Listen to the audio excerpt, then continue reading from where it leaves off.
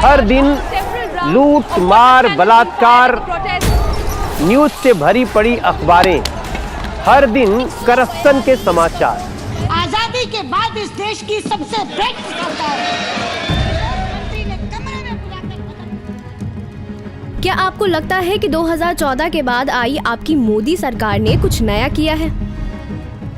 जब जब हम नरेंद्र मोदी सरकार के 7 वर्षों की बात करेंगे, तब तब हमें याद आएगा 2014 के पहले का भारत का माहौल।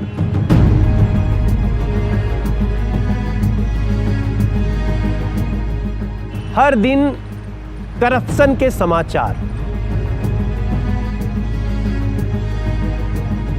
हर दिन लूट मार बलात्कार, न्यूज से भरी पड़ी अखबारें।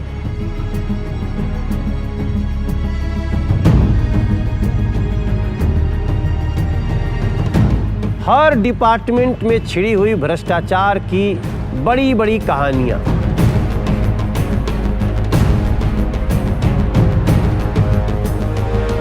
सीमा पर रोज हो रहे आघात प्रतिघात।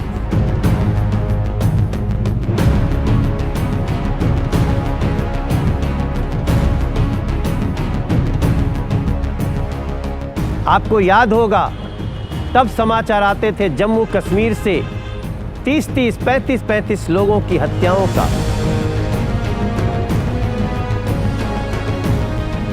आए दिन आतंकियों के घुसपैठ का। मुंबई में आतंकियों के अटैक का। ये वही देश है।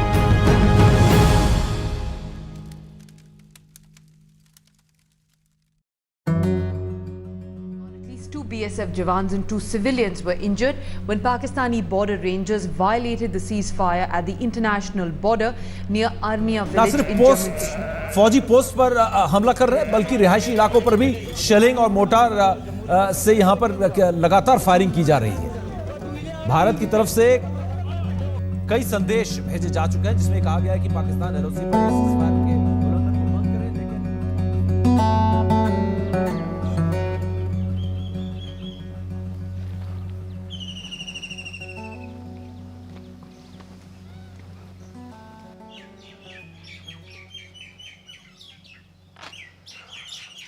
अब्बू सुबह सुबह कहां चले गए थे बिना खाए पिए? अम्मी सुबह से परेशान हैं, इंतजार कर रही है आपका। कहां गए थे बता तो दिया करो। परवेज मियां, आपकी भी अपनी अम्मी की तरह चपड़ चपड़ करने की बहुत ही गंदी आदत है। आदमी को सांस तो लेने दिया करो यार। मैं आकर बैठा नहीं कि आप शुरू हो गए। मैं घर छोड़कर भागने वाला नहीं हूं, समझे? अब भागकर जाओगे भी कहाँ? पूरी उम्र तो निकाल दी यहाँ। हाँ, करती हूँ मैं बकबक, लेकिन मुझे ये बताओ, सुबह से गायब हो बिना कुछ खाए पिए, आदमी फिक्र नहीं करेगा क्या? अरे हालात ऐसे चल रहे हैं, कब कहाँ क्या हो जाए कुछ पता है? अरे नहीं, तकलीफों से तो परेशान हूं। अपने दोस्त नूर के घर गया था, उसकी भेड़ बकरियां गोलीबारी में मारी गईं। बेचारे का रो रो कर बुरा हाल है। कल गोलीबारी में इतने मासूम मारे गए, अब उनकी ये तकलीफ देखी नहीं जाती। परेशानी तो है, पर अब ये सब तो हमारा नसीब बन चुका है। मैं खाना लाती हूँ, खाना खा लो। अरे कहा ना भाई, मुझे भूख नहीं है, तुम जाओ जाओ, अल्लाह के वास्ते जाओ, खाना खा लीजिए, खाना खा लीजिए, जबरदस्ती जाइए। क्यों परेशान कर रहे हो? भूखे रहने से अगर ये मुसीबत टल जाए तो हम सब मिलकर भूखे रह जाते हैं। अरे भाई डांट क्यों रही हो? भूख नहीं है तो क्या जबरदस्ती खा लूं? हाँ, हमारे नसीब में तो तकलीफें ही तकलीफें हैं।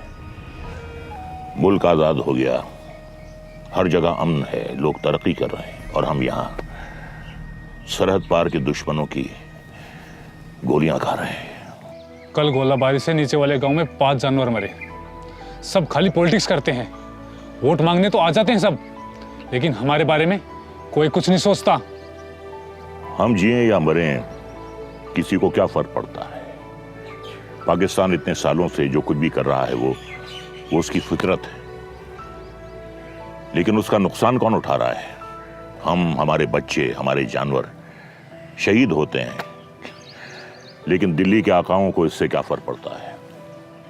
वहां के गुजरों को देखिए, नवाबों की तरह रहते हैं, खूब खाते हैं, कमाते हैं, और यहां हमारी जिंदगी जहन्नुम से भी बदतर है। हम तो आजाद होकर भी आजाद नहीं है। 370 की बेड़े डाली हुई है हमारे पैरों में। मुझे तो समझ में नहीं आता हम यहां रह ही क्यों रहे हैं इस दहशत में। छोड़ के चले क्यों नहीं जाते इस जगह को हम? कहाँ चले जाएं? हाँ, बता कहाँ चले जाएं? दरिया के उस पार तेरे मामू का घर है। तकसीम केवल जमीन नहीं हुई, हमारे रिश्ते भी बट गए।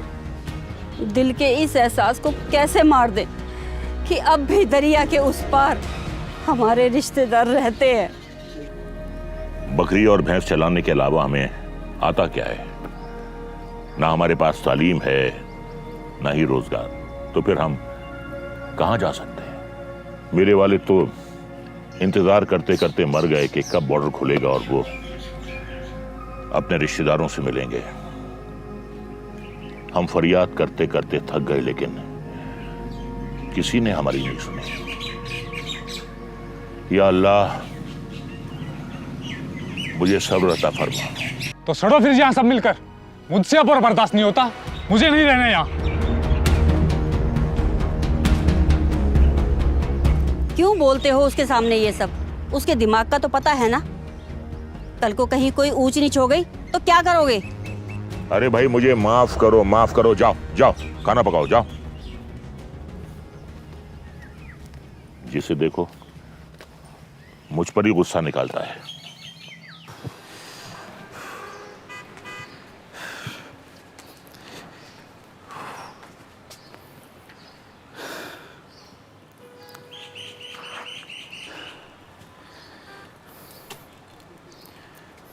सर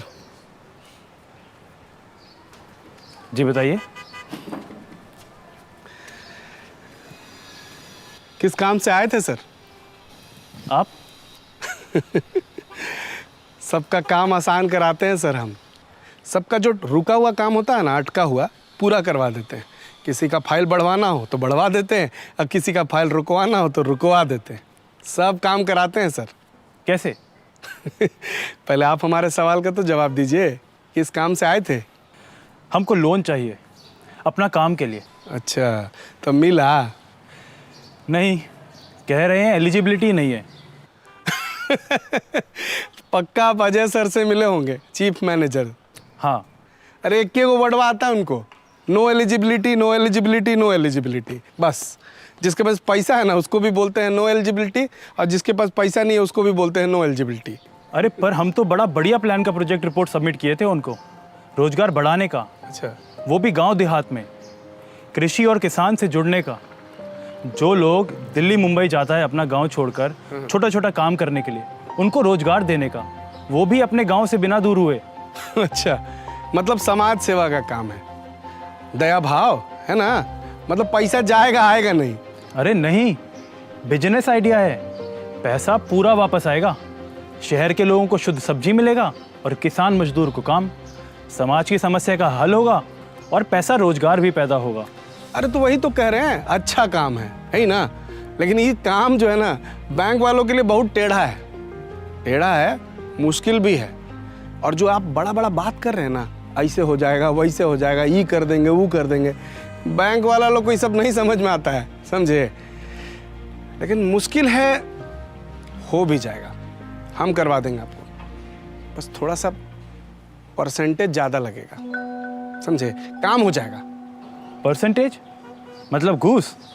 घूस देना होगा? अरे क्या महाराज, आप भी कैसा बिजनेसमैन है जी। अरे घूस बोलते हैं इसको। अरे फैसिलिटी जो दिया जा रहा है ना आपको, फैसिलिटी, उसके बदले में छोटा सा चार्ज है, काम हो जाएगा आपका। और कैसे आप घूस उस बोल देते हैं।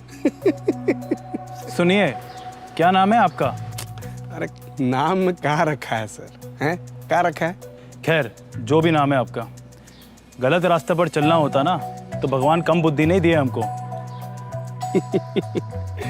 आपका ये एटीट्यूड हमको बहुत अच्छा लगा। एक काम कीजिए, इसमें अपना नंबर डालिए और आपके एटीट्यूड से मिलता हुआ अगर कोई मैनेजर आएगा ना, हैं, तो मिलवा भी देंगे, काम भी करवा देंगे, लेकिन बिना पैसा लिए हुए, समझे? हैं? आप बस अपना एटीट्यूड बनाए रखिए, हार मत मानिएगा, है ना? अच्छा लगा मिलके आपसे। उम्मीद करेंगे कि फिर मुलाकात होगी, है ना? आइए।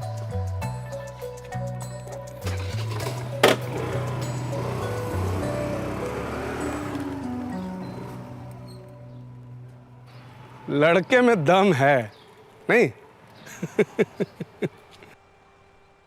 हमारे पूरे भारतवर्ष की जनता ठगी और हारी हुई से लगती है, और हमारे देश के जो नेता है वो सिर्फ अपना ही सोचते हैं। पूरे भारतवर्ष में कितने सारे घोटाले हुए, कोयला घोटाला, 2G घोटाला और मतलब इतने घोटाले हैं याद भी नहीं आ रहे। हाँ, जी बहुत सारे घोटाले हुए, वो तो शब्दों में बयान करना ही बहुत मुश्किल है। सर, सरकार वोट लेने के लिए आती है लेकिन सिर्फ अपना फ़ायदा देखती है। जब वो सरकार जीत जाती है सिर्फ अपना जेब पल्ला भरने के लिए हम जैसे गरीब को भूल जाते हैं। सर, जितने नेता लोग हैं सब अपनी जेब भरने में लगे रहते हैं, आम पब्लिक के लिए कुछ नहीं सोचते, कुछ नहीं। इतना करप्शन हो रहा है देश के अंदर, हद से ज़्यादा, सर कुछ नहीं कर सकते। नहीं जी नहीं, ये सरकार तो चली जानी चाहिए अब, क्योंकि हम घोटालों से तंग आ गए। ना तो हम रोटी खा सकते ढंग से, ना ही कुछ कर सकते, ना हमारे रहने की व्यवस्था सही। जिधर देखो घोटाले घोटाले घोटाले। अरे कोई तो चिंता करे, कोई ऐसी सरकार आए। क्या हमने ये सोचा था कि हमारे क्या भारतवर्ष में ऐसा होगा? आपको लगता है कि परिवर्तन होगा? सर होगा सर, ये है होना चाहिए सर।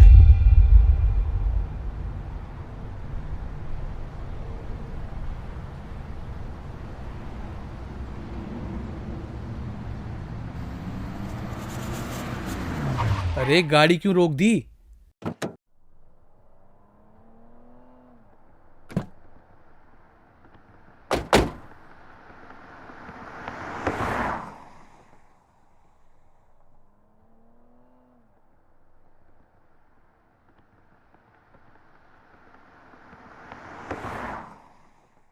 अरे गाड़ी कैसे खराब हो गई? बस सर थोड़ा टाइम लगेगा, थोड़ा इंतजार करिए, अभी ठीक करता हूँ मैं। क्या सोच रहे हैं सर? आप डॉक्यूमेंट्री बना तो रहे हैं, इसे दिखाएगा कौन? इसमें इतनी खरी खोटी है, कौन सा चैनल दिखाएगा इसे? सच बताऊं तो मुझे भी मालूम नहीं, और वैसे भी मैं ये पैसे कमाने के लिए बना भी नहीं रहा। कुछ नहीं है तो हमारे पास सोशल मीडिया तो है ही, और वैसे भी अब मैं टीआरपी के लिए कोई काम नहीं करना चाहता। असली मुद्दे छोड़ के नॉन न्यूज़ के लिए अब मैं कोई काम नहीं करना चाहता, और इसीलिए मैंने जॉब छोड़ दी है। बस मेरे मन में एक जिज्ञासा है कि देश के आम जन को, जिसे हम अनपढ़ गवार कहते हैं, उन्हें देश की समस्या के बारे में पता है और उसका हल भी पता है, लेकिन हमारे देश के बड़े बड़े नेता को और अधिकारियों को ये बात समझ में क्यों नहीं आती? इतनी गरीबी, इतनी लाचारी, हाँ, जातिवाद, उसके बाद लाल फीताशाही, अंधविश्वास, क्यों है ये सब? क्या नेता, क्या पत्रकार, क्या बिजनेसमैन, ऐसा लगता है सब अपने फायदे के लिए इस देश को नोच लेंगे। जिस लोगों को देश ने सब कुछ दिया, वो लोग सिर्फ अपनी सुविधा भोग विलास के बारे में सोचेंगे तो इस देश के बारे में कौन सोचेगा? क्या हम लोग इसीलिए आज़ाद हुए थे कि जिस देश को पहले अंग्रेज लूटा करते थे, अब हमारे बीच के लोग कुछ ग्रुप बनाकर लूटेंगे? और क्या हमें इस बात से खुश हो जाना चाहिए कि पहले हमें पराये लूटा करते थे और अब हमें अपने लूट रहे हैं? मैंने अपने होश में इतनी निराशा, इतनी नाउम्मीदी कभी नहीं देखी इस देश में, और दूसरी तरफ इतनी लालच, बेईमानी और हवस बढ़ती चली जा रही है। सर गाड़ी ठीक हो गई, आ जाइए।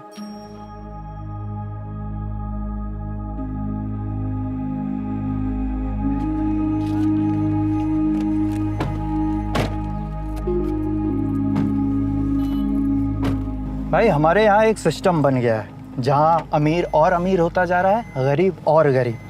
जहाँ भ्रष्ट पनप रहे हैं और ईमानदारी सड़ रही है। हर फील्ड में, समाज के हर हिस्से में कुछ लोगों का कब्जा हो गया है और जहाँ उन्होंने बाकियों की एंट्री बंद कर दी।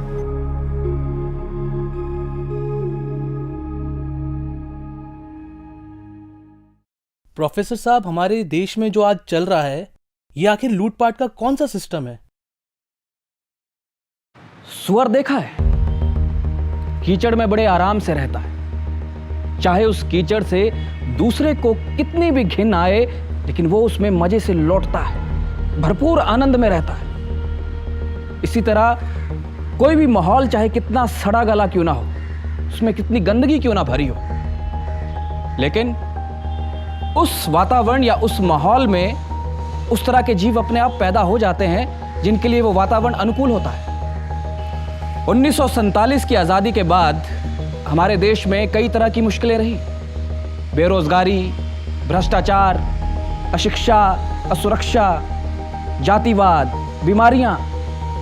लेकिन इतने खराब माहौल के बावजूद इसमें ऐसे लोग पैदा हो चुके हैं जो इस माहौल का फायदा उठाकर अपना काम बना रहे हैं, पैसा बना रहे हैं, मौज काट रहे हैं, राजाओं की तरह जिंदगी जी रहे हैं। उनके लिए दूसरे की दुख और तकलीफें सिर्फ मौका है और अवसर है। गरीबी बचाओ का नारा एक दिखावा है उनके लिए। खुद खाएं और हमें खाने दें, यह है असली राष्ट्रीय नारा। सिस्टम है ऐसा सिस्टम जो 50-60 साल से चला आ रहा है, इसे ही इकोसिस्टम कहते हैं हम। समाज का ऐसा छोटा वर्ग तैयार हो गया है जो सिस्टम से फायदा ले रहा है, मौज मना रहा है, पैसा कमा रहा है, दौलत कमा रहा है, ठेके उठा रहा है, तमाम तरह की खुशियां मना रहा है। और आम आदमी तकलीफ में, वो मौज काट रहा है। ये सिस्टम में बने रहने पर ही इन लोगों की जीत है। ऐसा सिस्टम बना दिया है कि देश की मजबूरी में इनकी जीत है। ये हमें जात, भाषा, राष्ट्र, धर्म के नाम पर बांटने में लगे हुए हैं, अपनी रोटियां सेकने में लगे हुए हैं। नाम समाज का लेते हैं, लेकिन भाई भतीजावाद, परिवारवाद इनका लक्ष्य है। इसीलिए तो बेईमान जो हैं वो मजे कर रहे हैं और ईमानदार धूल चाट रहे हैं। जब समाज को तोड़कर सत्ता आती हो तो समाज को जोड़ने की क्यों सोचें? बाजारू भाषा में कहूं तो अपना काम बनता, भाड़ में जाए जनता। हमें एक ऐसा व्यक्ति चाहिए जिसका खुद से लगाव ना हो, जो केवल अपने परिवार तक ही सीमित ना हो, देश ही उसका परिवार हो। अगर समाज में रहे तो साधुओं सा उसका व्यवहार हो और हर बंधन से वो मुक्त हो। इस सिस्टम को वो तहस नहस कर दे, तोड़फोड़ मचा दे। अगर वो भी इस सिस्टम का हिस्सा रहेगा, बेनिफिशियरी रहेगा, तो वो ये काम ठीक से नहीं कर सकता। इसलिए जो ये 60 साल से भ्रष्टाचार का मॉडल चला आ रहा है, हमें एक ऐसा मॉडल चाहिए जो उस मॉडल को ध्वस्त कर सके। बस यही एक रास्ता है। आइए जान लेते हैं क्या है मुख्यमंत्री नरेंद्र मोदी का गुजरात मॉडल। पूरे देश में इस बात की चर्चा हो रही है कि गुजरात डेवलपमेंट में एक मॉडल स्टेट है। 60 साल का हमारे देश का कारोबार देखें तो यही है कि वोट बैंक की राजनीति के आधार पर विकास की राजनीति चल रही है। अपीसमेंट के आधार पर टुकड़े फेंकना, अगला चुनाव जीतने के लिए सरकार चलाना। हमने इन सारी चीजों से गुजरात को बाहर निकाला है। और दूसरा हमने मंत्र दिया है सबका साथ, सबका विकास, और हम सफल भी हुए हैं। इस समय सारे देश में जो जनता का मूड है, उस मूड को देखते हुए और साथ ही साथ अपने पूरे कैडर की जन भावनाओं को देखते हुए भारतीय जनता पार्टी के संसदीय बोर्ड ने यह फैसला किया है कि श्री नरेंद्र मोदी को आगामी लोकसभा चुनाव के लिए प्राइम मिनिस्ट्रियल कैंडिडेट के रूप में प्रोजेक्ट किया जाए। लोकतंत्र की मांग है कि हम जाति बिरादरी से ऊपर उठें, संप्रदायवाद से ऊपर उठें, सबका साथ, सबका विकास। और मैं कहता हूं कि आपने शासक बहुत देख लिए, एक बार इस सेवक को आजमा करके देखिए।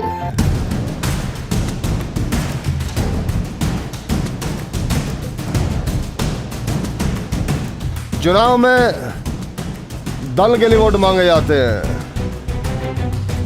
इतने सारे चुनाव हुए देश में, दल के लिए वोट मांगे गए हैं। लेकिन मैं चाहता हूं 2014 के चुनाव में दल के लिए वोट ना मांगा जाए, देश के लिए वोट मांगा जाए। और हम देश को कहना चाहते हैं कि 2014 के चुनाव में दल के लिए नहीं, देश के लिए वोट करिए। और हम कहना चाहते हैं vote for India, vote for India, वंशवाद से मुक्ति के लिए वोट फॉर इंडिया, भ्रष्टाचार से मुक्ति के लिए वोट फॉर इंडिया, देश की रक्षा के लिए वोट फॉर इंडिया, जन जन की सुरक्षा के लिए वोट फॉर इंडिया, रहने का मकान के लिए वोट फॉर इंडिया, खाने का अन्न के लिए वोट फॉर इंडिया, विकास की राजनीति के लिए वोट फॉर इंडिया, बीमार को दवा के लिए वोट फॉर इंडिया। भारत माता की, भारत माता की। काफी लंबी लाइन आप देख सकते हैं। अच्छी से अच्छी सरकार चुन के आए, बदला तो चाहिए था। हमारी सेफ्टी हो, भ्रष्टाचार है, डेवलपमेंट है। इस बार कास्ट के नाम पर नहीं, राष्ट्र के नाम पर वोट हुआ। नरेंद्र मोदी अगले पीएम होंगे। 273 पर एनडीए का आंकड़ा पहुंच चुका है। बीजेपी 234 पर अपने दम पर पहुंच चुकी है। अच्छे दिन, अच्छे दिन।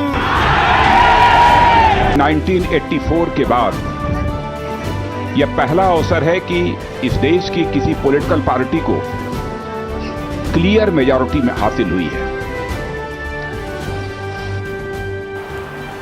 मैं नरेंद्र दामोदर दास मोदी ईश्वर की शपथ लेता हूं कि मैं विधि द्वारा स्थापित भारत के संविधान के प्रति सच्ची श्रद्धा और निष्ठा रखूंगा।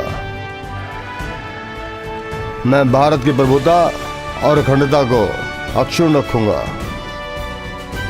मैं संघ के प्रधानमंत्री के रूप में अपने कर्तव्यों का श्रद्धापूर्वक और शुद्ध अंतःकरण से निर्वहन करूंगा तथा मैं भय या पक्षपात, अनुराग या द्वेष के बिना सभी प्रकार के लोगों के प्रति संविधान और विधि के अनुसार न्याय करूंगा।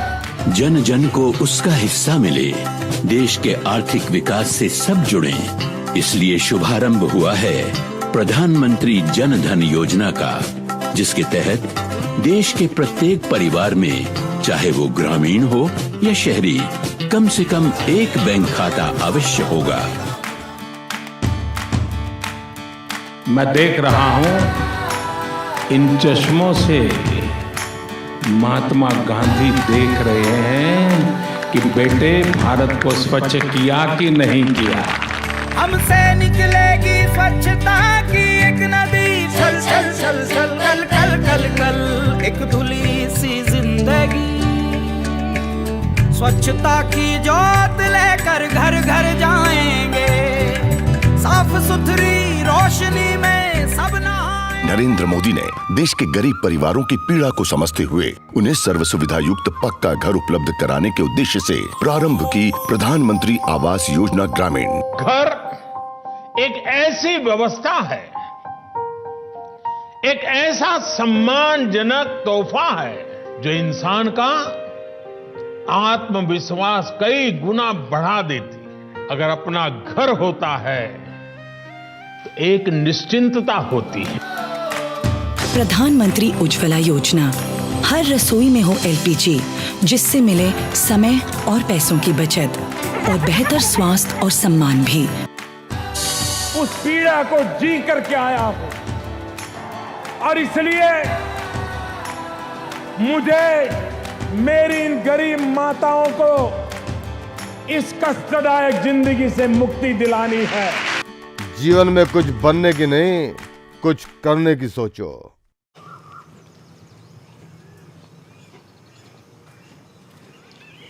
रंजना देवी आप ही हैं? जी हमें है। हम प्रशासन से आए हैं। आपको प्रधानमंत्री आवास योजना में मकान मिलेगा, आपका नाम लिस्ट में है। जी रुकिए, मैं अभी अपने हस्बैंड को बुलाती हूँ। सुनिए, कोई सरकारी अधिकारी आए हैं, कह रहे हैं पीएम आवास लिस्ट में हमारा नाम आया है। आवास? जल्दी आइए। नमस्कार सर। नमस्कार। आप रंजना जी के पति हैं? जी। आप लोगों को मोदी जी की तरफ से मकान मिलेगा और सरकार रंजना जी को पैसे देगी। ऐसे क्या देख रहे हैं? सर मकान पक्का मिलेगा? हाँ, पक्का मिलेगा। हमारे प्रधानमंत्री जी का कहना है जिनकी का कोई कच्चा मकान है उनको 2022 तक पक्का मकान मिलेगा।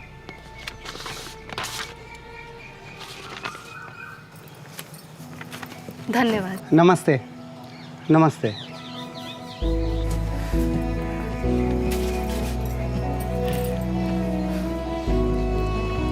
अपना मकान होगा बाबा, पक्का मकान होगा। छुएगा तो नहीं? बारिश में मेरी सारी किताबें भीग जाती है। अगर अपना मकान होगा तो मेरा बस्ता भी नहीं भीगेगा। माँ, स्कूल में सब बच्चे मेरा मजाक उड़ाते हैं कि हम झुग्गी में रहते हैं और मुझे अपने साथ खिलाते भी नहीं हैं।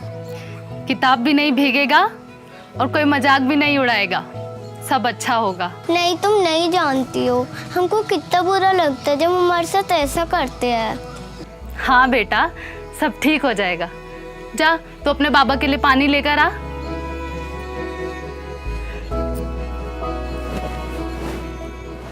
रंजना, वाकई में मकान मिली है? कहीं फ्रॉड तो नहीं है? हमें तो झूठ लगता है सब। नहीं जी, सब सही है। हमको सही लग रहा है। पता नहीं क्यों जब भी हम मोदी जी को सुनते हैं ना रेडियो पर, तो ऐसा लगता है कि वो सब हमारी दुख तकलीफ दूर करना चाह रहे हैं। वो हमारी दुख और पीड़ा को समझते हैं। ऐसा लगता है कि वो हमको देख रहे हैं, हमारी सारी दुख तकलीफ देख रहे हैं और वो उसको दूर करना चाहते हैं। उनकी बात से हमको बहुत अपनापन लगता है। हाँ, ये बात तो है। ये हमने भी महसूस किया है। जब कोई दूसरा नेता बोलता है तो उसमें अपनापन नहीं दिखता है, लेकिन जब मोदी जी बोलते हैं तो लगता है कि वो हमारे लिए कर रहे हैं, हमारे लिए बोल रहे हैं। पक्का मिलेगा मकान, जरूर मिलेगा, क्योंकि हमको उनके बातों में पूरा भरोसा है। हमको भी बहुत विश्वास है मोदी जी पर। अच्छा, तुमको भी है? हमको भी बहुत विश्वास है मोदी जी पर। अच्छा, आपको भी?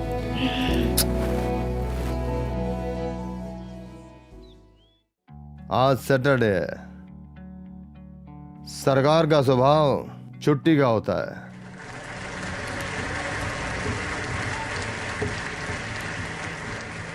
और 6 बजने के बाद तो सवाल ही नहीं उठता है। अगर कोई आपको पूछे फर्क क्या है, तो फर्क यही है।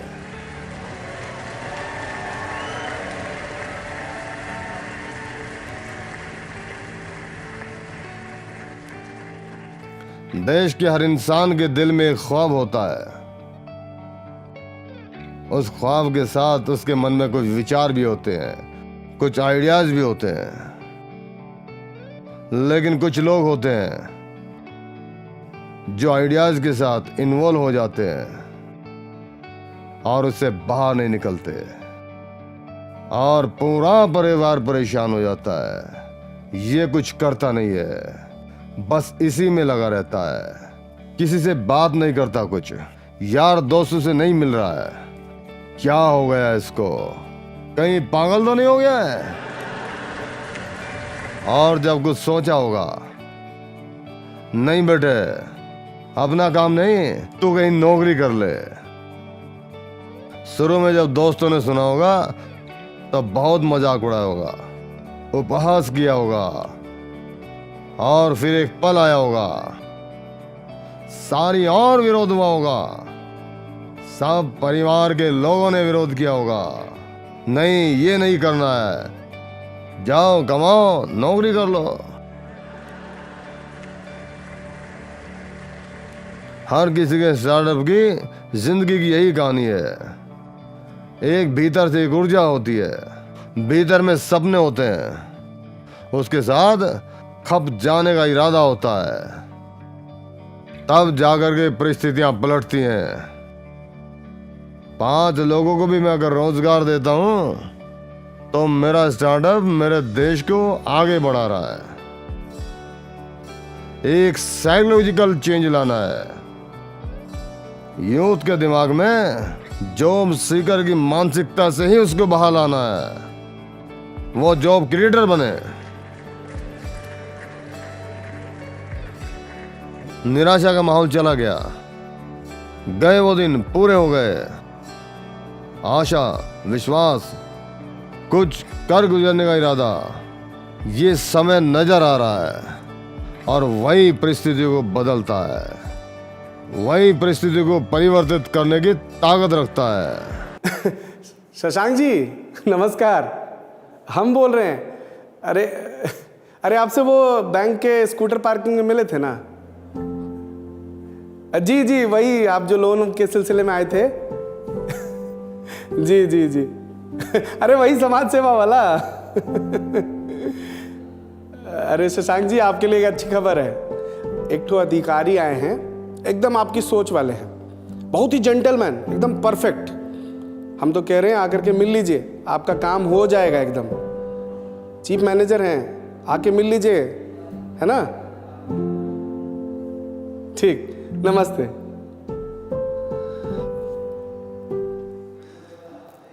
ओके ओके, काम हो जाएगा आपका। Yes, done. शशांक जी, मैंने आपकी रिपोर्ट पढ़ी, शानदार, लाजवाब।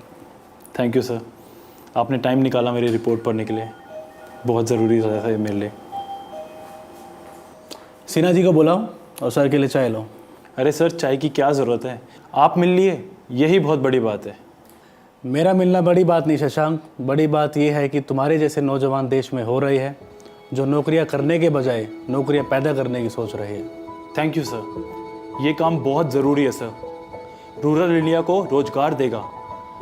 जो लोग दिल्ली मुंबई में काम कर रहे हैं वो लोग अब यहाँ काम कर सकते हैं। सारा देश बिजली से जुड़ चुका है सर, हर जगह बिजली है, पूरा देश सड़कों से भी जुड़ चुका है सर। बस कमी है तो फंड की सर, फंड मिल जाता तो काम दुगना रफ्तार से होने लगता। पैसे की कोई कमी नहीं शशांक, कमी है इरादे की, और तुम्हारे पास इरादे है। तुम्हारी ऑब्जर्वेशन बिल्कुल सही है। नो डाउट पहले के मुकाबले में डिस्टेंस बहुत कम हुआ है, कम्युनिकेशन बहुत अच्छा हो गया है, और तुम्हारी प्रोजेक्ट रिपोर्ट काल्पनिक ही नहीं तार्किक भी है। तुमने रूरल इंडिया की खेती संबंधी इंफ्रास्ट्रक्चर की समस्या को बहुत अच्छे से समझा है, और जो रास्ता निकाला है वो अफोर्डेबल, टिकाऊ और संभव है। Yes sir. आइए सिन्हा जी, इन्हें पहचानिए, इनका अकाउंट आपके पास रहेगा। कोई परेशानी हो तो दूर करिएगा और इनका काम प्रायोरिटी पर किया जाए। बिल्कुल सर, हमारी तरफ से इनका पूरा सहयोग किया जाएगा। सर, इनका लोन हो ही गया है, कुछ फॉर्मेलिटीज़ रह गई हैं, 1-2 दिन में हो जाएगा। Thank you Sinha ji. Thank you sir. Thank you sir. Sir, मैं आपका कैसे धन्यवाद करूं? मैं आपको बता नहीं सकता हूं सर आपने क्या किया है। मैंने तो उम्मीद ही छोड़ दी थी। प्रधानमंत्री जी का कहना है तुम्हारी तरह के सोच रखने वाले स्टार्टअप्स को बैंक जरूर बढ़ावा दे, जो नौकरी करने के बजाय नौकरी क्रिएट करने में विश्वास रखते हैं। प्रधानमंत्री जी का मोटिवेशन इस तरह के कामों को लेकर सपोर्ट बहुत ज़बरदस्त है। आज मुद्रा लोन मैं बता नहीं सकता कितना अच्छा रिजल्ट दे रहे हैं। नेशन बिल्डिंग में हमको भी अपनी भूमिका निभानी है। तो ठीक है, उड़ान भरिए, जो करना चाहते हैं करिए आप, हम आपके साथ हैं। We are team India. आप सफल हुए तो मुझे लगेगा मैं सफल हुआ। All the very best. Thank you so much sir. Thank you. Thank you. नमस्ते सर, रवि नाम है हमारा। उस दिन आप पूछे थे ना हमसे। आपके चेहरे का खुशी देख के लग रहा है कि काम हो गया। नहीं, thank you so much Ravi ji for your help. आपने बिल्कुल सही कहा था सर के बारे में, बहुत लाजवाब इंसान है वो। ना सिर्फ हमारा लोन अप्रूव करे बल्कि हमको खूब मोटिवेट भी किए। हमको बहुत खुशी हो रहा है आपके लिए। उस दिन आपका बात सुने थे ना, तो हमारे मन में भी कुछ बदलाव हुआ। एकदम दिल से मना रहे थे कि आपका काम हो जाए, और कम से कम 10 गो गरीब आदमी का जिंदगी तो बदल जाएगा। चलते हैं सर, नमस्ते। रवि जी, हम जानते हैं आप ये काम मजबूरी में कर रहे हैं। दिल से आप भी बहुत सच्चे और अच्छे इंसान हैं। हमारे घर का एड्रेस है आपके पास? हाँ। कल आकर मिलिए। अब आपको यहाँ पे काम नहीं करना है, हमारा साथ काम करेंगे अब आप। क्या बात कर रहे हैं सर? जी, मिलते हैं रवि जी कल। अरे सर सुनिए तो। कल मिलते हैं। लड़के में दम है, हैं? जाएंगे कल। रंजना, रंजना, सुनो सुनो सुनो। हाँ शीला दीदी, कहाँ से आ रही हो? अब वही चूड़ी का काम करके आ रहे हैं। अच्छा, सब ठीक तो है? सब ठीक ही तो नहीं है। सुनो, कुछ बात करनी थी तुमसे। हाँ हाँ दीदी, बताओ ना, क्या बात है? तुमको तो पता ही है कि हमारे हस्बैंड बहुत पहले डेथ कर गए थे। बच्चों को कैसे बड़ा किया है तुमसे छुपा नहीं है रंजना। बिल्कुल दीदी, हमको सब पता है। दोनों लड़कियां बड़ी हो गई हैं। इस चूड़ी के काम से कुछ बचत ही नहीं है, ना पैसा है कि कोई और काम शुरू करे। दिक्कत तो है। प्लास्टिक और छप्पर डालकर किसी तरह रहने का साधन किए हैं। ऐसे में लड़की सबका अच्छी जगह रिश्ता कैसे हो पाएगा? हम समझ गई दीदी, तुम्हारी दोनों समस्या का हल है। जो लोग कच्चे मकान में रह रहे हैं उनके लिए पीएम आवास योजना है। हमको भी उसका लाभ मिला है और तुमको भी जरूर मिल सकता है।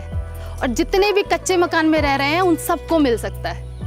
और रही बात चूड़ी के अलावा कोई काम करने की, तो तुम सिलाई का काम तो कितने अच्छे से जानती हो। हाँ हाँ, कपड़ा तो हम बहुत अच्छा बनाते हैं, पर पूंजी कहाँ से लाएंगे शुरू करने का? उसका भी हल है। जब हमको पीएम आवास मिला था तब हमको जानकारी मिला था मुद्रा योजना का, जिसमें बैंक से उधार मिलता है बिना गारंटी के। सच में बहनी, तो हमरा भी काम करवा दो ना। बिल्कुल दीदी, हम एक दूसरे के काम नहीं आएंगे तो और कौन आएगा। जानकारी का अभाव है दीदी, नहीं तो सरकार तो ऐसा ऐसा काम कर रही है कि इंसान का जिंदगी बदल जाए हमेशा के लिए। चले? हाँ हाँ, तुम तो बोलती ही रहती हो, पर हम क्या बताएं, हम ही उलझन में रहते हैं। बहन, अब तुम्हारा हाथ थामे है, तुम ही कोई रास्ता दिखाओ। अब हम हैं ना, सब ठीक कर देंगे। सब मिलेगा, घर भी मिलेगा, द्वार भी मिलेगा, सब मिलेगा।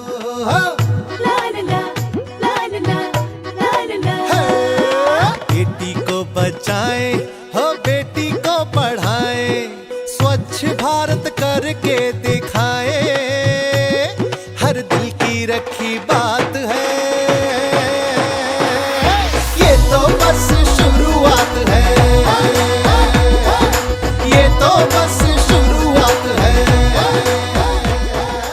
हाँ लखनऊ, नमस्ते। कहिए क्या हुआ लखनऊ में, बताइए रंजना जी। नमस्ते सर जी। नमस्ते। कभी सोचा था मकान मिलेगा? ऐसा सोचा था? कभी नहीं सोचे थे सर, कभी सपने में भी नहीं सोचे थे कि हमें हमारा मकान मिलेगा। 5 महीना हो गया है, बहुत अच्छा लग रहा है। अच्छा, 5 महीने हो गए? मकान मिलने के बाद फर्क क्या है जिंदगी में? बहुत बड़ा फर्क आया है, बहुत अच्छा लगा है। पहले हम छप्पर में रहते थे, बरसात आता था तो कीड़ा मकोड़ा सब घर में आ जाता था। आंधी तूफान समझ नहीं आता था, बच्चा संभाले कि छप्पर संभाले। बच्चा लोग संभालते थे तो छप्पर से पानी आ जाता था, सब भीग जाता था। पर पहले भी तो सरकारें आगे वादे करती थी और आप जाके ठप ठप ठप वोट देकर आ जाते थे। मकान क्यों नहीं मिला? सरकार तो बहुत आया पर अपना मकान नहीं मिला कभी। आप वोट तो देते थे। अब वोट देना पड़ता था तो देते थे, पर ये बात जरूर महसूस हुआ है कि आपको वोट देकर हमें अपना मकान मिला है। अब आगे आपको ही वोट देंगे हम। देखिए, हम लोग वादे नहीं करते हैं, वादे निभाते हैं। और हमारा काम यही है कि गरीब से गरीब व्यक्ति को उसका घर मिल जाए। हिंदू हो, मुसलमान हो, ईसाई हो, सिख हो, पारसी हो, गरीब हो, पढ़ा लिखा हो, अनपढ़ हो, कोई भी हो, मैं चाहूँगा उसका काम होना चाहिए। अच्छा, घर बनने के बाद मेहमान आए होंगे, उनको कैसा लगा? पहले हमको बहुत फील होता था कि हमारे पास मकान नहीं है, तो मेहमान ना ही आए तो अच्छा है। सर वो आते ही नहीं थे घर। सर मेहमान बहुत खराब बोलते थे। ये भाई साहब कुछ कह रहे हैं?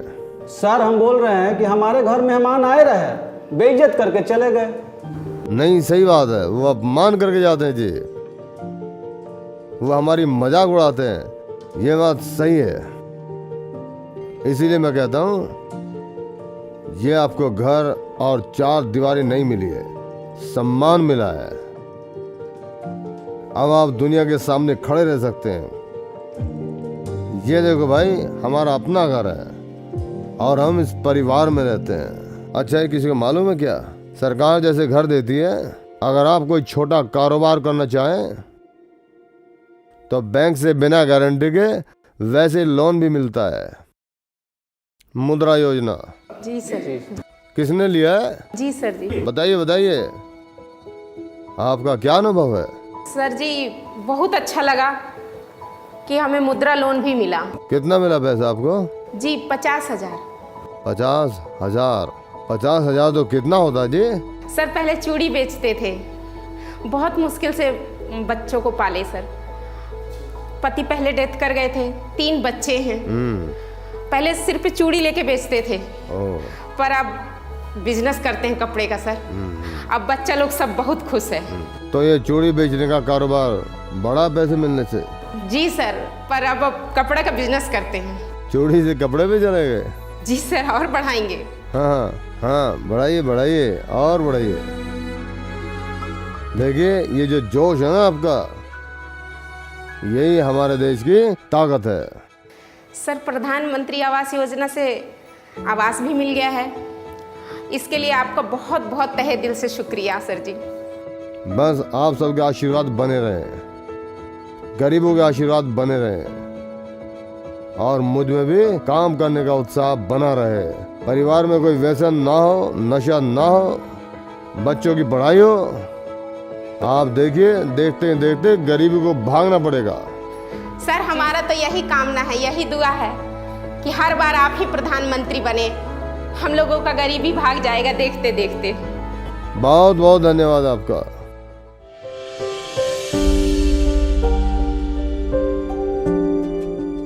और मेरी दवाइयाँ जो है 5,000 की आती थी और अब मेरी दवाएं 1,500 की आती हैं, तो 3,000 मुझे मिलता है। उससे मैं अपने खर्चा और फल फ्रूट वगैरह खाती हूँ। और मैं मोदी जी, मैंने ईश्वर को तो नहीं देखा, लेकिन मैंने आपको ईश्वर के रूप में देखा है। आपको बहुत बहुत धन्यवाद।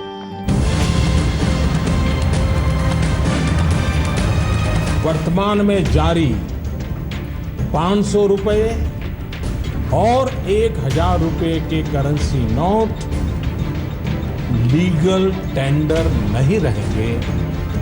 ये मुद्राएं कानूनन अमान्य होगी।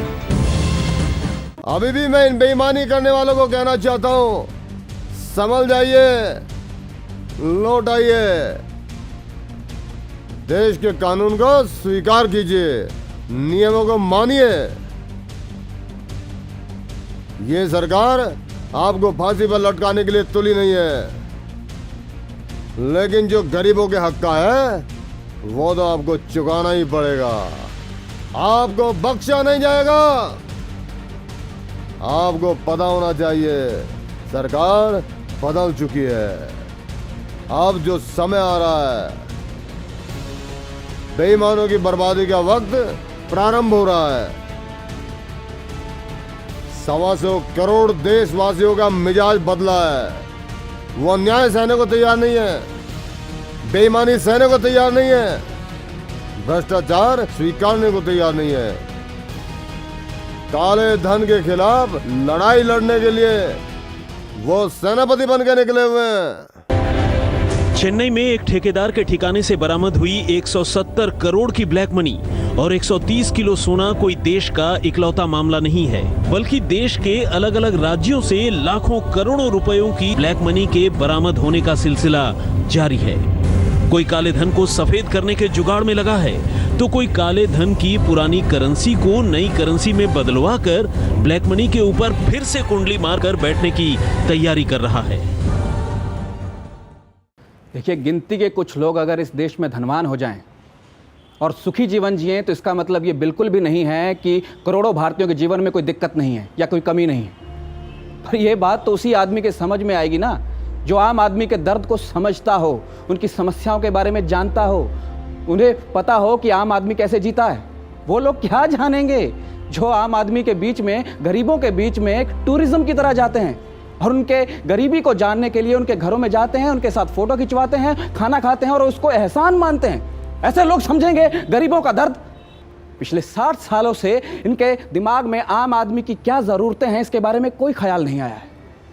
उसकी समस्याएं क्या है, उसका निदान क्या है। ये लोग ऐसे माहौल में पैदा हुए हैं कि इन्हें पता ही नहीं है कि आम आदमी की ज़रूरत क्या है।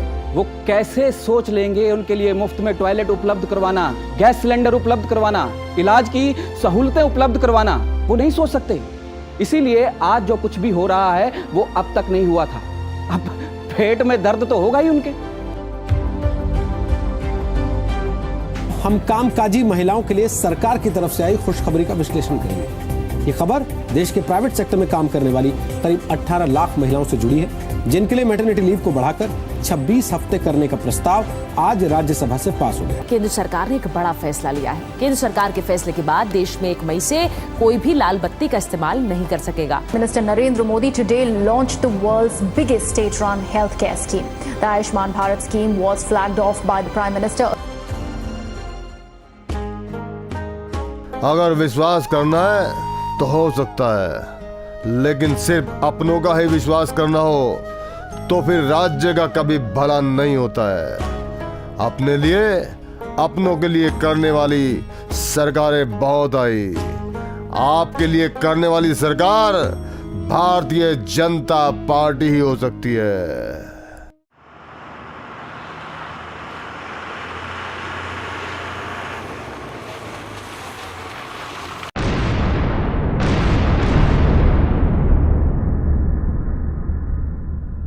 जम्मू कश्मीर के पुलवामा में हुआ है बड़ा आतंकवादी हमला, जिसमें कई जवानों के शहीद होने की आशंका है।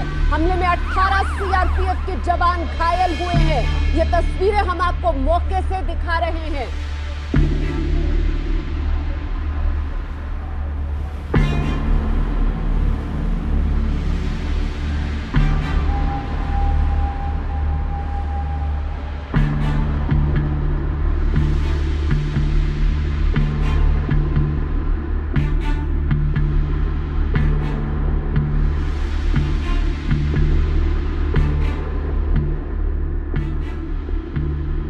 देश और प्रधानमंत्री नरेंद्र मोदी के लिए बेहद ही दुख भरा लम्हा है ये।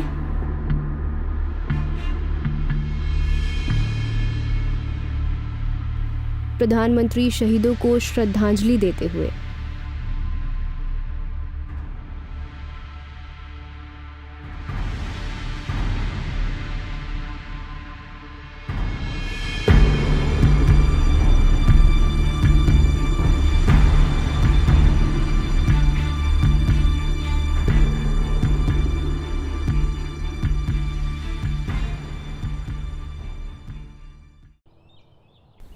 इस हमले की वजह से देश में जो आक्रोश है, लोगों का खून खोल रहा है, ये मैं भली भांति समझ पा रहा हूं। इस समय जो देश की अपेक्षाएं हैं, कुछ कर गुजरने की भावनाएं हैं, वो भी स्वाभाविक है। हमारे सुरक्षा बलों को पूर्ण स्वतंत्रता दे दी गई है। मैं आतंकी संगठनों को और उनके सरपरस्तों को कहना चाहता हूं कि वो बहुत बड़ी गलती कर चुके हैं। बहुत बड़ी कीमत उनको चुकानी पड़ेगी। मैं देश को भरोसा देता हूं, इस हमले के पीछे जो ताकतें हैं, इसके जो भी गुनहगार हैं, उनको उनके किए की सजा अवश्य मिलेगी।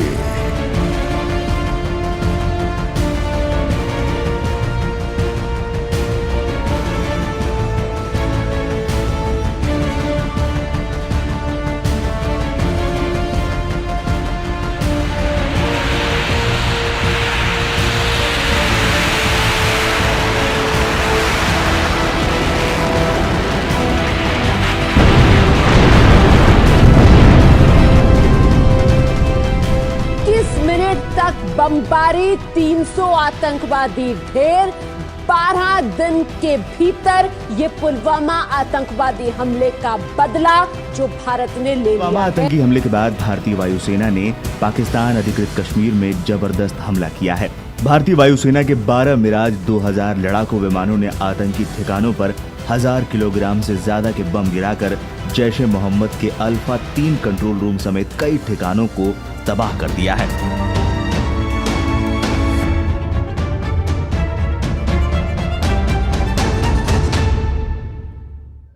सर, प्रधानमंत्री जी को आजकल विपक्ष की ओर से तरह तरह की गालियां दी जा रही हैं। इस बारे में आपका क्या कहना है?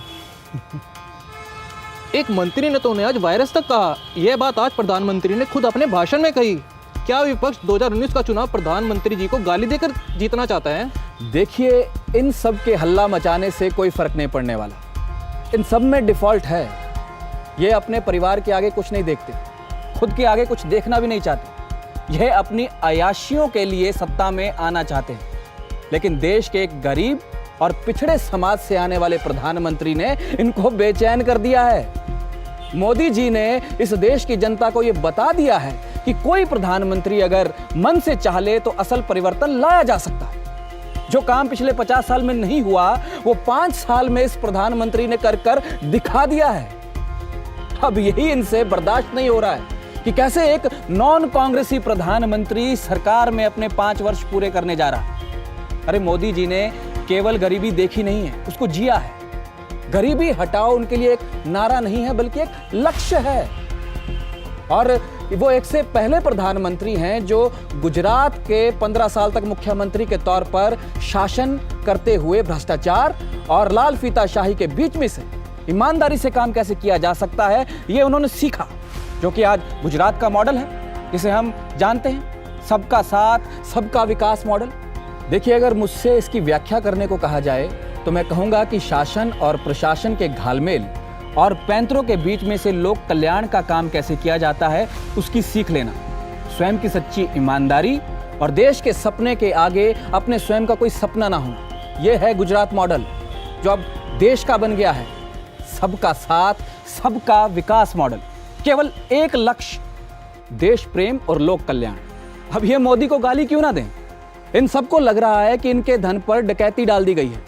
वो धन जिन्होंने आम नागरिक, आम जनता से लूटा था, जिसे अपना समझते थे, अब उसी जनता ने एक चौकीदार प्रधानमंत्री को बिठा दिया है और वो प्रधानमंत्री अपने आप को जनता का प्रथम सेवक मानता है।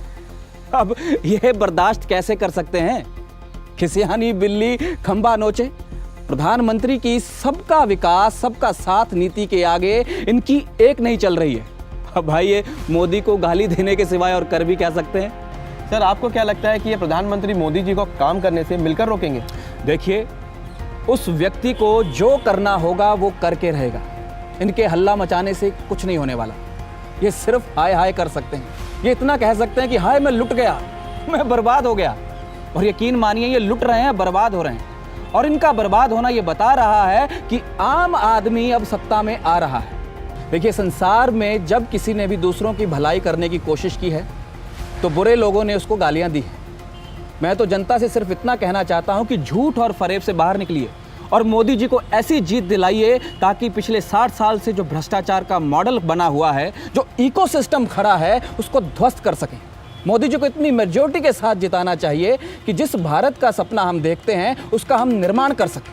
ऐतिहासिक जीत हुई है नरेंद्र मोदी की। पूरे देश में नरेंद्र मोदी के नाम पर लहर है, आंधी है। और प्रधानमंत्री मोदी ने ऐतिहासिक जीत पर ट्वीट किया है।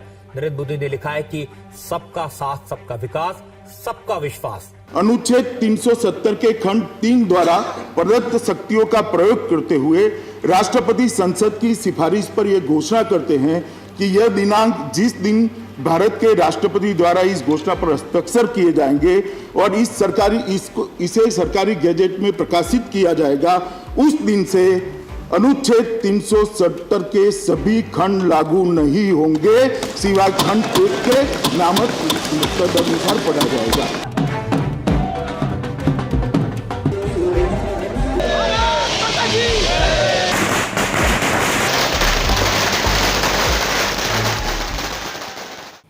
ये जो खुशी आप देख रहे हैं, ये हमारे गुजर बकरवाल भाई हैं जो 370 हटाए जाने के बाद खुशियां मना रहे हैं।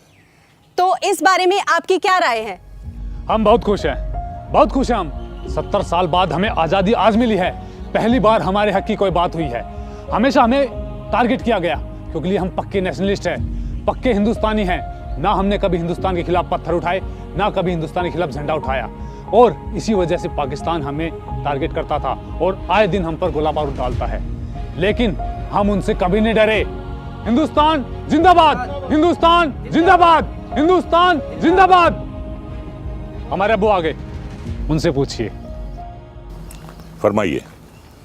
370 के हटाए जाने को लेकर आप क्या सोचते हैं? आज़ादी, किसी ने आज तक हमारे बारे में कुछ नहीं सोचा। ये जो हमारा पड़ोसी मुल्क है, ये इस्लाम के नाम पर बना है। हम पर गोलियां बरसाने से पहले क्या उसे ये ख्याल नहीं आता कि हम मुसलमान नहीं हैं? क्या उसके हाथों तबाह होने वाले, मरने वाले मुसलमान नहीं हैं? देखिए मोहतरमा, ये सब सियासत है। जब तकलीफ़ों का जिक्र आता है तो हमारी बात कोई नहीं करता। हम तो सैकड़ों सालों से पिसते चले आए हैं, लेकिन फिर भी उसके बावजूद हम खुश हैं। आगे क्या उम्मीद रखते हैं सरकार से कि आपकी बेहतरी के लिए क्या किया जाना चाहिए? देखिए मोहतरमा, हमने तो हमेशा हुकूमत का साथ दिया है। जब सरहद पार से हम पर गोलियां बरसाई जाती हैं तो हम तो एक ही बात सोचते हैं कि हिंदुस्तान हमारी रग रग में है, और हमारा सिर्फ और सिर्फ एक नारा है, हिंदुस्तान जिंदाबाद। देखिए मोहतरमा, एक उम्मीद तो बंदी है। हम चाहते हैं कि हुकूमत हमारे बारे में, हमारे बच्चों की तरक्की के बारे में सोचे, और हम ये भी चाहते हैं कि मुल्क की तरक्की, खुशहाली, फलाह बहबूदी के लिए हमारे बच्चों का भी एक बहुत बड़ा हिस्सा हो। तो जनाब, आपको क्या लगता है, अब हिंदुस्तान और पाकिस्तान के बीच सब ठीक हो जाएगा? अब इसके बारे में हम क्या कह सकते हैं? ये तो दोनों ममालिक के दरमियान जो सियासत का खेल है, ये तो सियासतदान ही जाने। बस हम सिर्फ इतना कह सकते हैं कि हमारी रगों में हिंदुस्तान का खून दौड़ रहा है, और हमारे बुजुर्गों ने हमें नसीहत की है कि हमेशा वतन से वफादारी करो। हम हिंदुस्तान के वफादार थे, वफादार हैं, और हमेशा मरते दम तक वफादार रहेंगे। हिंदुस्तान जिंदाबाद। शुक्रिया जनाब। तो दोस्तों, जैसा कि आप देख पा रहे हैं कि हमारे गुजर बकरवाल भाई 370 हटाए जाने के बाद बेहद खुश हैं। Over to you studio. यातायात को सुचारू रूप से संचालित करने व गंतव्य स्थान पर शीघ्र व सुरक्षित पहुंचने हेतु उत्तर प्रदेश एवं दिल्ली के राष्ट्रीय राजधानी क्षेत्र में 8,346 करोड़ रुपए लागत से दिल्ली मेरठ एक्सप्रेस वे का निर्माण कार्य किया गया है।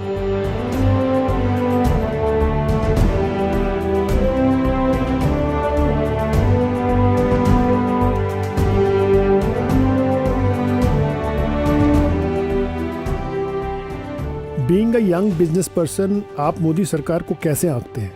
मोदी सरकार ने स्टार्टअप्स के लिए या इंफ्रास्ट्रक्चर में या अन्य क्षेत्रों में जो काम किया है, आप उससे खुश हैं? देखो, मेरे हिसाब से सर, जो मैंने चीज़ें देखी हैं, वो जो इस गवर्नमेंट ने काम किया है वो किसी ने नहीं किया। मेरे पर्सपेक्टिव से आप देखोगे, हमें भी काफ़ी फंड्स मिले हैं अपना स्टार्टअप करने के लिए। आप रूरल एरिया में जाइए, आपको 10 साल पहले आप देखोगे कहीं बिजली नहीं थी, कहीं रोड नहीं थी। आज के टाइम में आप देखो, आपको हर चीज़ मिलेगी। जो मुझे लगता है गवर्नमेंट काफ़ी अच्छा काम कर रही है। 2024 समाप्त होने के पहले मैं 26 ग्रीन एक्सप्रेस हाईवे बना रहा हूँ। दिल्ली से देहरादून 2 घंटे में, दिल्ली से हरिद्वार 2 घंटे में, दिल्ली से जयपुर 2 घंटे में, दिल्ली से चंडीगढ़ 2.5 घंटे में, दिल्ली से अमृतसर 4 घंटे में, दिल्ली से कटरा 6 घंटे में, दिल्ली से श्रीनगर 8 घंटे में, दिल्ली से मुंबई 12 घंटे में, और चेन्नई से बेंगलोर 2 घंटे में, लखनऊ से कानपुर 35 मिनट में, और मेरठ में ऑलरेडी हो गया है। मेरठ से दिल्ली 4.5 घंटे लगते थे, अब 40 मिनट में आ रहे हैं। माँ, मुझे बचपन की याद है, आप, मैं और पापा, हम लोग हरिद्वार कुछ दिनों में घूमने जाया करते थे, पर अब हम पता नहीं क्यों नहीं जाते। सही कह रहा है, हरिद्वार जाने में इतना अच्छा लगता था ना, भगवान का द्वार है, कितनी शांति मिलती है। वो भी क्या दिन थे, दिल्ली से हरिद्वार जाने में तब टाइम ही कितना लगता था। सच, वहाँ जाने में बड़ा अच्छा लगता था। बस 3-4 ज़्यादा से ज़्यादा 6 महीने के अंदर एक बार तो हम हरिद्वार हो आते थे। अरे क्या बात छेड़ दी आपने, क्या याद दिला दिया। सच कह रहे हैं तेरे पापा, हमें जब समय मिलता चल पड़ते थे हरिद्वार। पर मन तो अभी भी बहुत करता है। पर तुम आज चलते हैं ना फिर सबके साथ, हम फिर से वही कार्यक्रम बनाएंगे जैसे हम पहले जाया करते थे हरिद्वार। अरे ना बेटा, पहले की बात दूसरी थी। पहले इतना समय नहीं लगता था हरिद्वार जाने में, इतनी भीड़ भाड़ भी नहीं थी, इतना ट्रैफिक भी नहीं था। अब तो बेटा मेरे से इतना लंबा बैठा भी नहीं जाता। हरिद्वार जाते जाते जो हाल हो जाता है मत पूछो, खाया पिया सब बेकार हो जाता है, शरीर दुख जाता है। और बेटा अब इस सफ़र के लायक भी तो नहीं रहा मेरा शरीर। अरे माँ, कैसी बात कर रही हो, अब हरिद्वार जाने में टाइम ही कितना लगता है। इतनी बढ़िया रोड बनाई है मोदी सरकार ने, इधर तुम गाड़ी में बैठो उधर पहुंच गए हरिद्वार। हाँ लक्ष्मी, मैं वहाँ गया तो नहीं, लेकिन मैंने अखबारों में पढ़ा है, सुना है कि आजकल हरिद्वार जाने का साधन बड़ा आसान हो गया है। चौड़ी चौड़ी सड़कें, अब आजकल तो वहाँ जाने में टाइम नहीं लग रहा।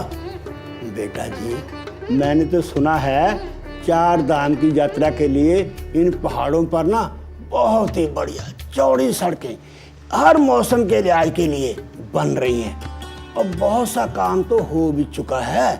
पापा बिल्कुल ठीक कह रहे हैं, 4 धाम के लिए 12 माह चलने वाले सड़क बन रहे हैं। उसके बाद और तो और ऐसी सड़कें बनाई है जो रास्ता पहले 10 से 12 घंटे में पूरा होता था, अब वही रास्ता आधे या आधे से भी कम टाइम में पूरा हो रहा है। और बेटा ये पहाड़ों की सड़कों से ना तेरी मम्मी को बहुत डर लगता है, लेकिन अब जिस चौड़ी सड़कों की वजह से लक्ष्मी तेरा 4 धाम की यात्रा का भी सपना पूरा हो जाएगा। क्यों मजाक कर रहे हो, हरिद्वार तक तो जाया नहीं जाता, लगे हो 4 धाम की यात्रा की बात करने। इतने सपने भी मत दिखाओ जो पूरे भी ना हो सके। हाँ कह तो तुम ठीक ही रहे हो, यात्रा भी की है, उम्र भी हो गई है। अगर 4 धाम की यात्रा हो जाती ना तो जीवन सफल हो जाता। माँ तुम मेरी बात मानो, मेरे साथ चलो। अगर तुम्हें 1% भी तकलीफ हुई तो मेरे साथ मत जाना, पर मैं तुम्हें ये विश्वास दिलाता हूँ आने के बाद तुम मुझे कहोगी बेटा मुझे 4 धाम की यात्रा और करा दे। तो चलो देखते हैं एक बारी, पता तो चले तुम्हारी बात में कितनी सच्चाई है। तो देर किस बात की माँ, कल ही चलते हैं। चलो तो चलो चलते हैं।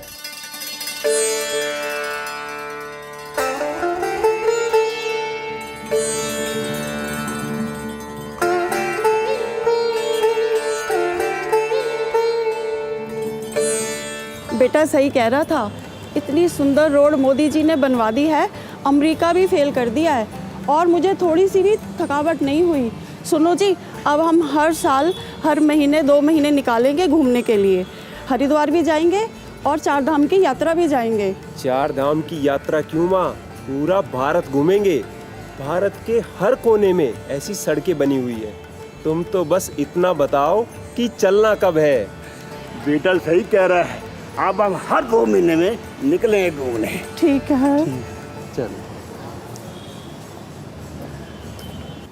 भाई मोदी जी ने तो हद कर दी, किसानों का जो हाल किया नया बिल लाकर, हमें तो कहीं का नहीं छोड़ा। बहुत सही कह रहे हैं चाचा जान आप, पता नहीं ऐसा क्या डाल दिया इस बिल में जो सारे किसान विरोध में। सही कही आसिफ भाई, हमारे किसान भाई वहाँ जाकर इसका विरोध कर रहे हैं। ऐसे में हम यहाँ चुप नहीं बैठ सकते, हमें भी अपने किसान भाइयों का साथ देना चाहिए। हम भी आंदोलन करेंगे और हम भी धरना देंगे, और जब तक ये सरकार हमारी सुन नहीं लेती तब तक हम भी सड़कों पर डटे रहेंगे भाई। चलो सरपंच जी के पास चलकर ही तय करते हैं कि कब जाना है और कैसे जाना है। चलो चलिए सरपंच जी नमस्कार। अरे नमस्कार नमस्कार, आइए बैठिए। अरे कहाँ से आ रहे हो आप सारे इकट्ठे होकर, क्या इरादा है? सरपंच जी, आप पर तो हमें शुरू से बहुत विश्वास है और सारे गांव वाले आपको बहुत मानते हैं। सालों से आप हमारे सरपंच रहे हो और हमें सही रास्ता भी दिखाते आए हो। देखो, इसमें मेरी कोई खासियत नहीं है। दरअसल आप लोगों का, गांव वालों का प्रेम है जो ऐसा मानते हो। दरअसल आप लोगों ने मुझे सेवा का मौका दे रखा है, मैं खुशनसीब हूँ। सरपंच जी, इस बार हमने आपसे कुछ शिकायत है। ये जो मोदी सरकार हम किसानों को खत्म करने में लगी हुई है, इसको लेकर हमने आपके चेहरे पर कोई शिकन नहीं देखी। अच्छा, शिकायत है तो मैं सुनने के लिए तैयार हूँ। तो सुनो जी, जिस किसान के दर्द की बात मोदी जी कर रहे हैं, हमेशा से करी और वो मोदी जी को हमने जिताया, पर आज वो हमारे साथ जो कर रहे हैं, हमें इस बात का मलाल है और हम आपसे कहना चाहते हैं कि समय आ गया है हम दिल्ली कूच करें। अभी आपने ये बोला ना कि आपकी सारी बातें अच्छी हैं। आज तक आपके सारे अच्छे कामों में मैं आपके साथ रहा, आपके आगे रहा, आपके साथ चला। आपने यही कहा ना, तो जवाब ये है कि अब ये जो बात हो रही है ना धरने प्रदर्शन की, सही नहीं है। गलत रास्ते पे जा रहे हैं हम सब लोग। अच्छा, जो सरकार कर रही है वो सब सही है और जो गरीब किसान रोड पर आकर अपनी बात कह रहा है वो गलत है। तुमने ये कहा कि मोदी सरकार ने किसानों के लिए कुछ नहीं किया, यही कहा ना तुमने। तो मेरे पास आया था ना शिकायत लेके कि तेरी बेटी जब टॉयलेट जाती है तो गांव के कुछ छिछोरे लोग उसका पीछा करते हैं, बोला था ना। तो टॉयलेट बना पाया तू? नहीं ना, पैसे ही नहीं थे, कहाँ से बनाता? तो टॉयलेट बनाना तो किसने बनाया? सरकार ने बनवाया। बनवाया ना, मोदी सरकार ने बनाया। अब आगे सुन, तेरी बेटी जैसी करोड़ों बेटियों के बारे में बाप बनकर सोचा तो किसने सोचा? मोदी जी ने सोचा? सोचा कि नहीं? और तो और टीन और छप्पर का घर था तेरा, आंधी तूफान बारिश में बिखर जाता था, चूने लगता था। अब पीएम आवास योजना के तहत तुझे घर मिला, घर बनाया। क्या तूने कभी सपने में सोचा था कि इस जन्म में तेरा अपना घर होगा? नहीं ना। तो घर किसने दिया? अब मैं तेरे पे आता हूँ आसिफ। तेरी 3 बेटियाँ हैं। पहली बेटी शबनम, उसकी शादी हुई और दामाद ने 3 तलाक बोल के छोड़ दिया उसे। हमने उसको इंसाफ दिलाना चाहा, कहाँ नहीं भटके, कहाँ नहीं गए, कुछ हुआ? नहीं हुआ। 3 तलाक जो है ना, तूने खुद बताया था कि ये पाप है और बहुत सारे मुस्लिम कंट्रीज़ ने भी इसे गैर कानूनी घोषित कर दिया है। और तो और इसके बावजूद भी मोदी सरकार 3 तलाक के खिलाफ बिल लेकर आई कि नहीं आई? जी। इस बिल के डर से तेरा दामाद तेरी बेटी को अपने घर ले गया। बिल्कुल ले गया ना। अगर इतने में भी तुम सड़क जाम करके देश की तरक्की को जाम करना चाहते हो तो करो, दूसरे नेताओं को फ़ायदा पहुंचाना चाहते हो तो पहुंचाओ, फैसला तुम्हारा है। हाँ, अगर आप लोग मुझे संतुष्ट कर दो कि इस बिल में ये खराबी है, फिर मैं आप लोगों के साथ हूँ।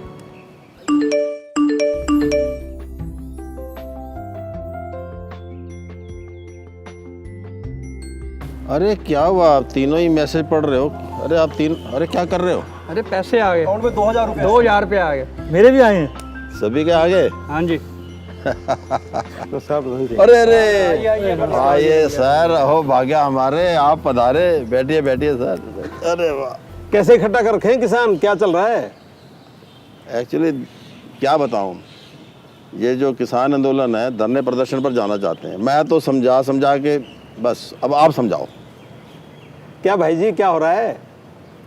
क्यों परेशान हो रहे हो? ये जो किसानों की परेशानी है, ये बहुत गंभीर और बहुत लंबी परेशानी है, लेकिन समाधान तो करना पड़ेगा। अभी मोदी जी जो 3 बिल लेके आए हैं, इसमें बहुत सारी चीजों में सुधार करने का प्रयास किया है और सबसे अच्छी बात यह है कि ये पूरा खुली किताब है। सरकार ने कहा है कि किसान संगठन हमें सुझाव दें और जो भी बदलाव इन बिलों में करने हैं हम करने के लिए तैयार हैं। हमारा मकसद सिर्फ एक है कि किसानों की दशा सुधरनी चाहिए। आज पिछले अनेक वर्षों से जो किसानों के साथ में अन्याय अत्याचार होता रहा, उस अन्याय अत्याचार को खत्म करना चाहते हैं। किसान की फसल का पूरा दाम मिले, सरकार इसके लिए प्रतिबद्ध है। सरकार पूरा दाम दिलाना चाहती है और किसानों की आय को, जैसा मोदी जी ने कहा कि हम आने वाले समय में चाहते हैं किसानों की आय कम से कम दुगनी हो, हम वो करना चाहते हैं। मोदी जी ने 40 करोड़ बैंक अकाउंट खोले हैं और ये 40 करोड़ बैंक अकाउंट इसलिए खुले हैं कि हर आदमी का बैंक में अकाउंट हो और सरकार की जो भी कोई सहायता है वो सीधी सहायता उसके बैंक के अकाउंट में आए। इतना मेरा आपसे अनुरोध है, आप इन बातों को जरूर ध्यान में रखें। और सरपंच जी, बाकी सब ठीक चल रहा है? आप आए, बाहर आए, बड़ा अच्छा बताया आपने, आपके लिए तालियां। बहुत शुक्रिया आपका, बहुत अच्छे ढंग से समझा दिया। मुझे पूरा यकीन है कि इस बातचीत का इन सब पे बहुत अच्छा असर पड़ेगा। और चलो, हम आते रहेंगे, अब तो हम तो आपके बीच में ही रहते हैं। ठीक है, बहुत बहुत शुक्रिया। अच्छा, धन्यवाद।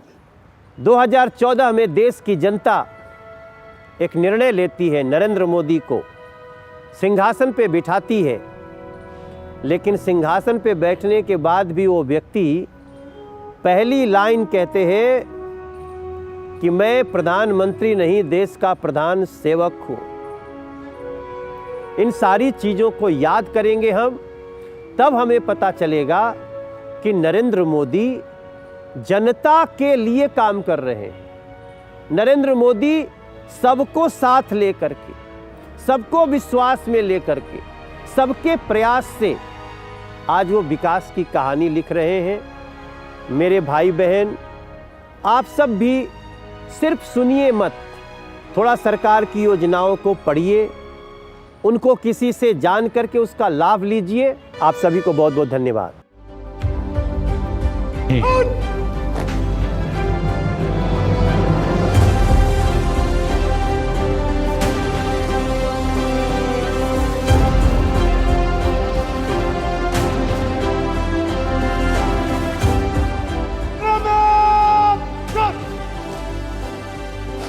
इस अमृत काल में, जब ये अमृत काल की पहली बेला है, पहली प्रभात है, हमें आने वाले 25 साल को एक पल भी भूलना नहीं है। एक एक दिन, समय का प्रत्येक क्षण, जीवन का प्रत्येक कण मातृभूमि के लिए जीना, और तभी आजादी के दीवानों को हमारी सच्ची श्रद्धांजलि होगी। तभी 75 साल तक देश को यहां तक पहुंचाने में जिन जिन लोगों ने योगदान किया, उनका पुण्य स्मरण हमें काम आएगा। मैं देशवासियों से आग्रह करते हुए, नई संभावनाओं को संजोते हुए, नए संकल्पों को पार करते हुए, आगे बढ़ने का विश्वास लेकर के आज अमृत काल का आरंभ करते हैं। आजादी का अमृत महोत्सव अब अमृत काल की दिशा में पलट चुका है, आगे बढ़ चुका है। तब इस अमृत काल में सबका प्रयास अनिवार्य है, सबका प्रयास ही परिणाम लाने वाला है। टीम इंडिया की भावना ही देश को आगे बढ़ने वाली है। 130 करोड़ देशवासियों की ये टीम इंडिया एक टीम के रूप में आगे बढ़ करके सारे सपनों को साकार करेंगे। इसी पूरे विश्वास के साथ मेरे साथ बोलिए, जय हिंद, जय हिंद, जय हिंद। भारत माता की, भारत माता की, भारत माता की। वंदे वंदे वंदे। बहुत बहुत धन्यवाद।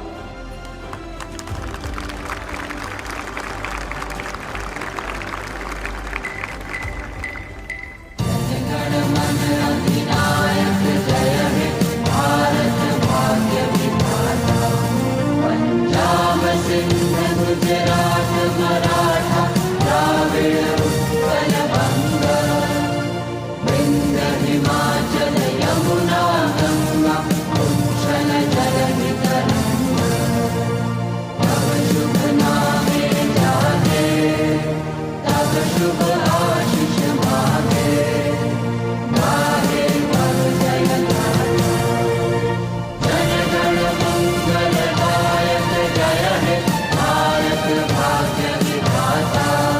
जय